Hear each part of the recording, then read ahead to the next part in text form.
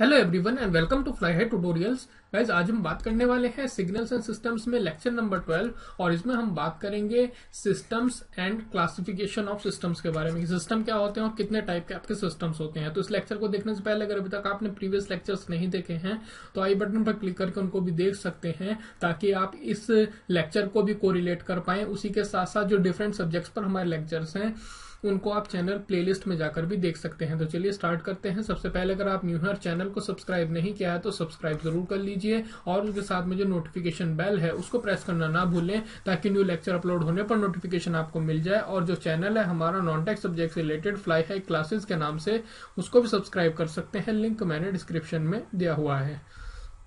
तो भाई, जैसे कि आपको पता है हम ऑलरेडी अपने जितने टाइप के आपके सिग्नल्स होते हैं उन सभी के बारे में डिस्कस कर चुके हैं। आज हम डिस्कस करने वाले हैं कि सिस्टम्स क्या होते हैं।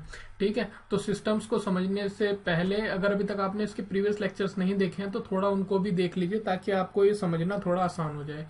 तो बेसिकली जो सिस्टम्स हैं, तो यहाँ पर मैंने लिखा हुआ है कि सिस्टम्स हैं क्या आपके। तो सिस्टम को आप डिफाइन कर सकते हैं as a set of elements या फिर functional blocks which are connected together and produces an output in response to an input। ठीक है, तो काफी इस टाइप के आपके कुछ एलिमेंट्स या फिर आपके कुछ ब्लॉक्स को अगर हमने इंटरकनेक्टेड कर दिया है इस तरीके से कि हम एक डिजायर्ड आउटपुट चाहते हैं, यानी कि अगर हम उस पर कोई इनपुट अप्लाई करें या फिर एक्साइटेशन अप्लाई करें तो हमको एक डिजायर्ड आउटपुट चाहिए होता है। ठीक है, तो सिंपली आपका कहलाता है आपका सिस्टम। तो ये सेल्फ एक्सप्लेनेटरी ही है, खुद में जो डेफिनेशन है आप आसानी से उसको समझ सकते हैं। मैंने भी आपको क्लियर कर दिया है। ठीक है, अब मैथमेटिकली जो फंक्शनल रिलेशनशिप होती है इनपुट और आउटपुट में, उसको हम रिप्रेजेंट करते हैं yt is equal to F और xt, यानी कि फंक्शन है xt का। yt जो है वो फंक्शन है आपका xt का।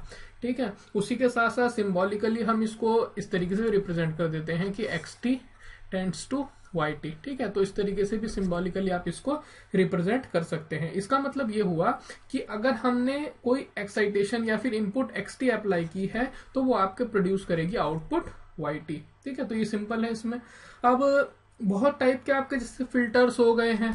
ठीक है, उसी के साथ साथ आपका एम्पलीफायर हो गए हैं, कम्युनिकेशन सिस्टम्स हो गए हैं। ये सभी के सभी एग्जांपल हैं आपके इलेक्ट्रिकल सिस्टम्स के।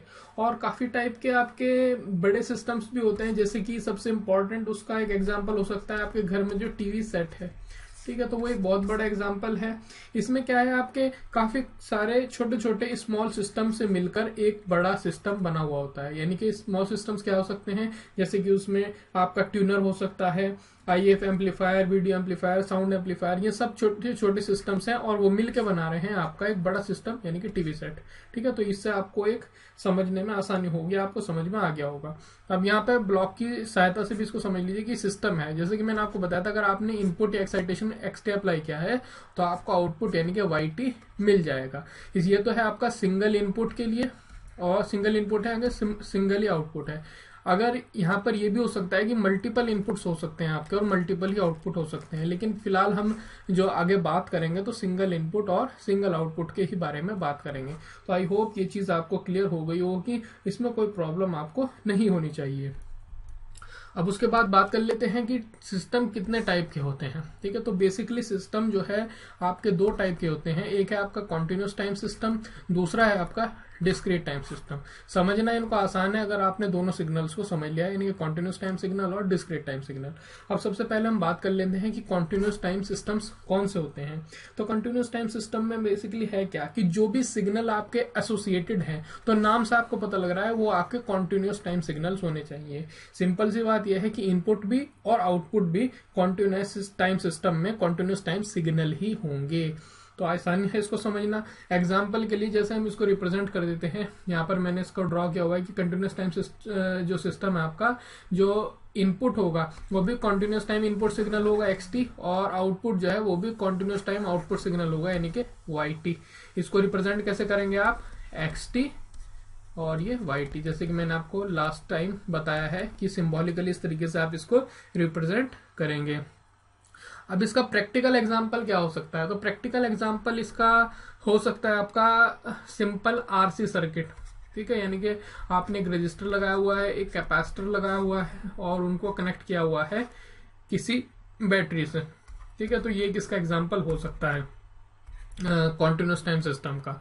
और जो कॉन्टिन्यूस टाइम सिस्टम के जो एग्जांपल हैं उनमें याद रखिए कि जितने भी आपके इलेक्ट्रिकल नेटवर्क्स हैं जिनमें आपके रजिस्टर्स, इंडक्टर, कैपेसिटर सभी के सभी इंक्लूड होते हैं, वो आपके हैं एग्जांपल कॉन्टिन्यूस टाइम सिस्टम के। ठीक है, तो आपको समझ में आ गया होगा, क्योंकि यहाँ पर आप देखेंगे तो जो वोल्टेज सोर्स है या फिर कोई भी आपका पावर सोर्स है वो आपका कॉन्टिन्यूस टाइम ही है।